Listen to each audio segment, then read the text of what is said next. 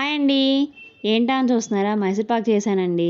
గుల్లగుల్లగా ఎలా రావాలో రెసిపీ మీరు కూడా చూసేయండి. ఒక కప్పు శనగపిండికి 2 కప్పులు షుగర్ తీసుకొని కొంచెం వాటర్ పోసుకొని మిక్స్ చేసుకోండి. తర్వాత పక్కన బౌల్లో 2 కప్స్ ఆయిల్ తీసుకోండి. ఫ్లేవర్లెస్ అయితే బాగుంటుంది. నేనైతే సన్ఫ్లవర్ ఆయిల్ తీసుకున్నాను. మీ దగ్గర నెయ్యి ఉంటే ఒక కప్పు సన్ఫ్లవర్ ఆయిల్, ఒక కప్పు నెయ్యి తీసుకోవచ్చు.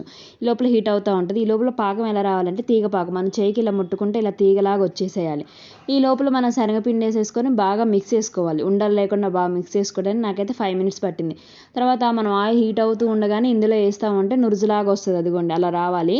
అలా వచ్చినప్పుడు మనకి ఆ 2 కప్స్ ఆయిల్ అయితే పట్టిద్ది కంపల్సరీగా. కొంచెం ఉన్న వేసేయండి, అది పీల్చుకుంటుంది. నేను ఇంతకు ముందే కప్పుకి ఆయిల్ రాసేసి పెట్టి వేసుకున్నాను. ఇందులో వేసేసుకున్నాను. ఆ నూనె కూడా పీల్చుకుంటుంది.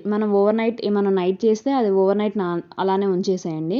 మనం గోరువెచ్చగా అయ్యాక పీసెస్ మాత్రం కట్ చేసుకొని పెట్టుకోండి. చల్లారిపోతే రాదు కదా, అందుకని చూడండి ఎలా స్మూత్గా టేస్టీగా వచ్చింది. ఒకసారి మీరు కూడా ట్రై చేయండి.